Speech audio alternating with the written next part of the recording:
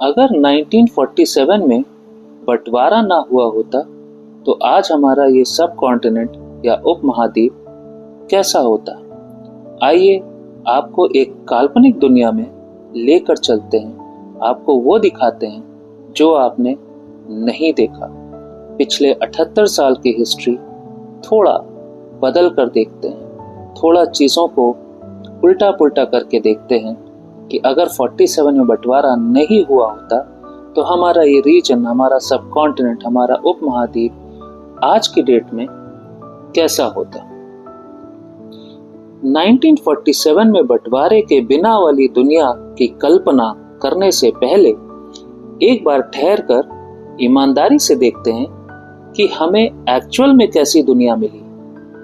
पिछले 78 सालों में सब कॉन्टिनेंट या उपमहाद्वीप ने क्या क्या झेला।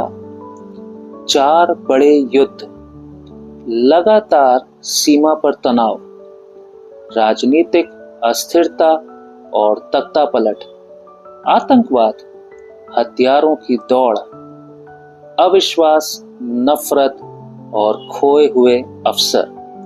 हमारी पीढ़ियां पली बढ़ी दोस्ती से पहले डर सीखकर, संभावनाओं से पहले सीमाएं सीखकर। एक ऐसा क्षेत्र जो सदियों तक भाषा, भोजन, संस्कृति, संगीत और इतिहास से जुड़ा था, धीरे धीरे संघर्ष का प्रतीक बन गया। दुनिया जब भी दक्षिण एशिया की ओर देखती है, अक्सर वजह होती है तनाव, न कि प्रगति। पर अब एक पल के लिए रुकिए, क्योंकि अब से हम आपको ले चलेंगे कल्पना की एक अलग दुनिया में, एक नया नजरिया, अ डिफरेंट व्यू। एक ऐसी दुनिया जो इस पर नहीं बनी कि क्या हुआ पिछले 78 सालों में, बल्कि इस पर कि क्या हो सकता था अगर 1947 में ये सब कॉन्टिनेंट या उपमहाद्वीप बटा ही नहीं होता। अगर भारत, पाकिस्तान और बांग्लादेश एक विशाल, विविध लेकिन शक्तिशाली संघ में साथ रहते तो पिछले 78 साल कैसे होते। आइए चलते हैं एक वैकल्पिक समय रेखा में जो काल्पनिक नहीं बल्कि पूरी तरह तार्किक और संभव थी। 1947 बिना बंटवारे के कैसा होता। दुनिया के इस हिस्से में आजादी आती लेकिन देश नहीं बंटता, मतभेद होते, तनाव होता, पर नेता सीमाएं खींचने के बजाय समझौते कर रहे होते। एक संघीय ढांचा बन रहा होता जहां कई स्वायत्त प्रांत एक साथ रहते, अल्पसंख्यकों को संवैधानिक यानी सब कॉन्टिनेंटल संवैधानिक सुरक्षा मिली होती, साझा प्रशासन होता, साझा संसाधन होते, साझा भविष्य होते, न दंगे होते, न पलायन होता, न हिंसा से भरी ट्रेनें होती, न लाखों जाने बेवजह जाती। उपमहाद्वीप अपनी यात्रा शुरू कर रहा होता, एकजुट होकर, युद्ध नहीं विकास की ओर। अब आइए कुछ इकोनॉमिक डेटा देखते हैं। सबसे पहले जीडीपी। अब देखिए सबसे बड़ा झटका।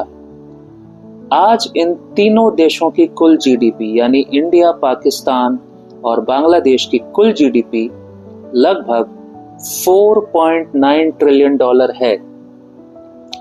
अगर 1947 में बंटवारा ना हुआ होता और आज हम एक होते तो आज हमारा कंबाइंड जीडीपी 7.5 से 9.2 ट्रिलियन डॉलर होता।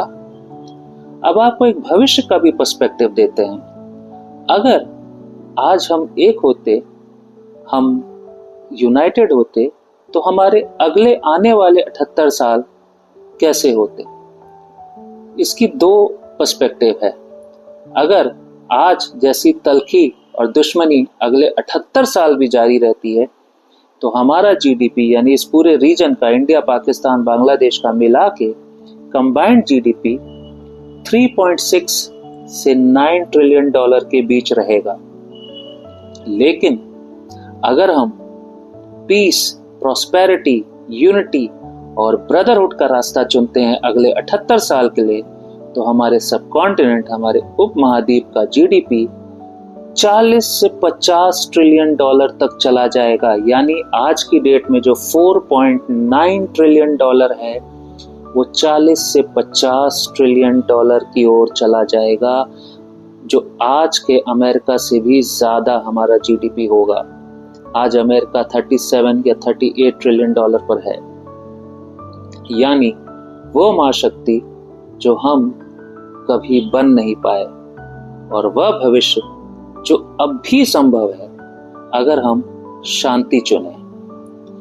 एक विशाल मेगा रीजन का उदय, एकजुट सब कॉन्टिनेंट, एकजुट महाद्वीप, यूरोपियन यूनियन की तरह बढ़ता, विविध, विवादित पर साथ।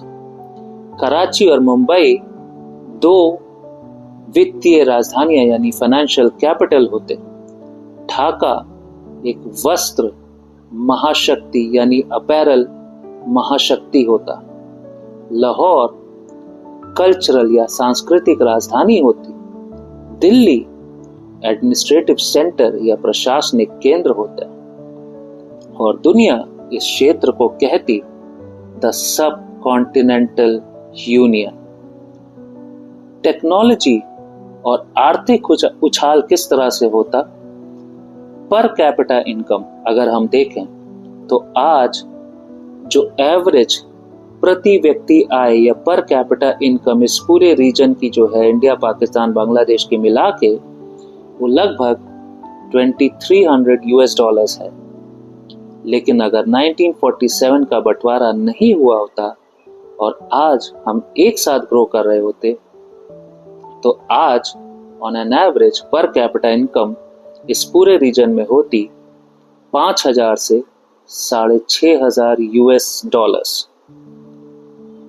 और अगले 78 साल में क्या होता? अगर हम आज की दुश्मनी और तलखी को इसी तरह कैरी करते, तो हमारी पर कैपिटा इनकम अगले 78 साल के लिए 3500 से 4500 यूएस डॉलर्स की रेंज में होती।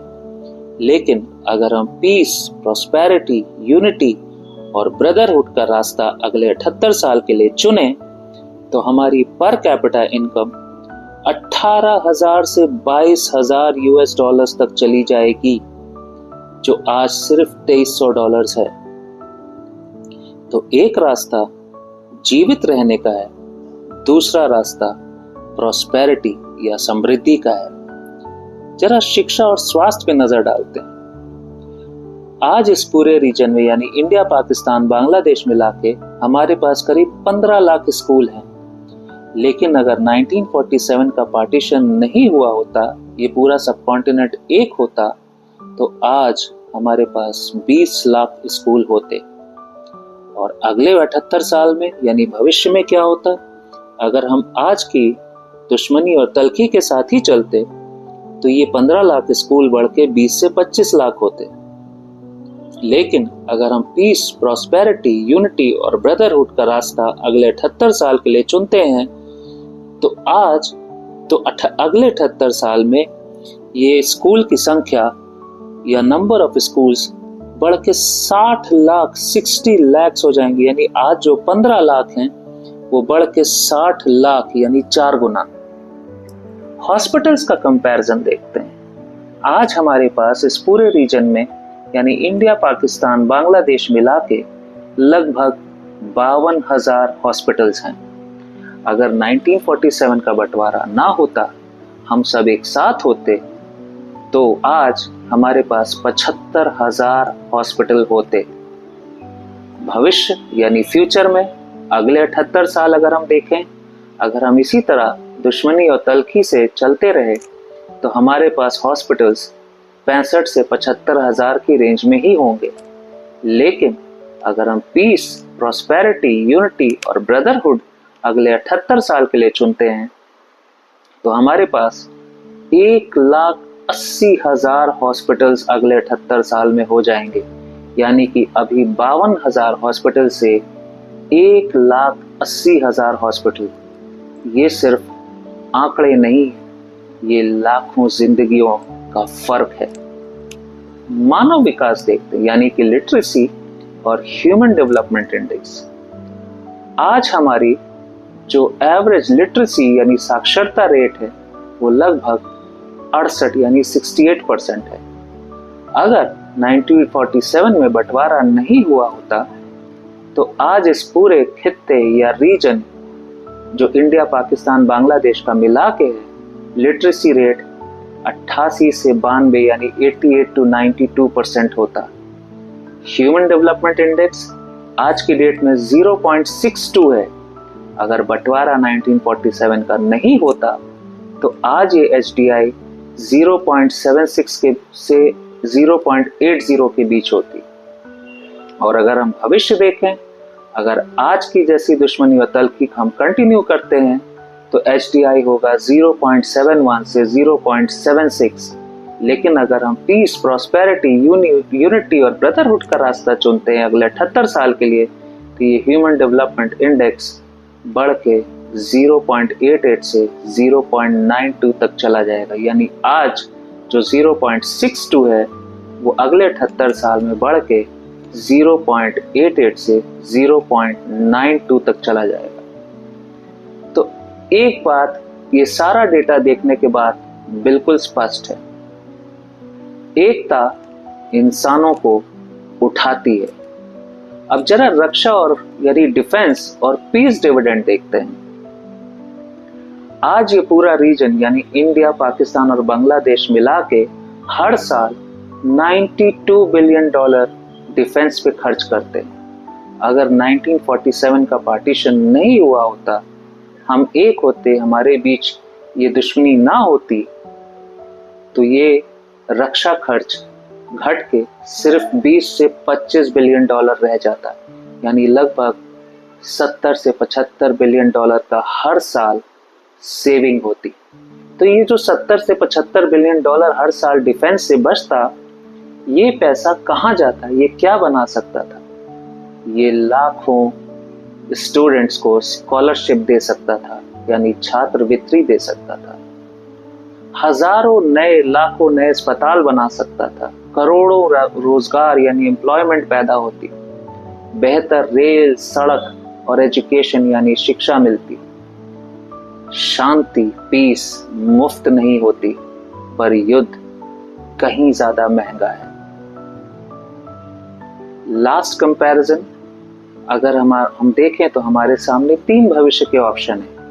हमारी नंबर 1 हमारी आज की हकीकत, नंबर 2 अगर दुश्मनी ऐसी ही चलती रही, और नंबर 3 अगर उपमहाद्वीप या सब कॉन्टिनेंट एकजुट हो जाए तो GDP से लेकर स्कूल, अस्पताल, इनकम, साक्षरता यानी एजुकेशन, ह्यूमन डेवलपमेंट इंडेक्स, हर चीज एक ही बात दिखाती है, शांति यानी पीस आगे ले जाती है, दुश्मनी पीछे खींचती है, एकता बदल देती है।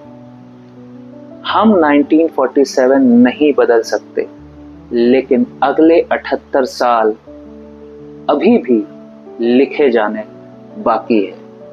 और हालात चाहे कितने भी खराब हो, चाहे नफरत कितनी भी तेज क्यों ना हो, समझदारी का रास्ता कभी मत खोइए, क्योंकि समझदारी दृष्टि देती है, दृष्टि उम्मीद देती है, और उम्मीद भविष्य बनाती है। यह सिर्फ कल्पना नहीं, यह याद दिलाता है कि बेहतर उपमहाद्वीप संभव है, और शुरुआत हमेशा शांति यानी पीस से होती है। यही है अ डिफरेंट व्यू, एक अलग दृष्टिकोण।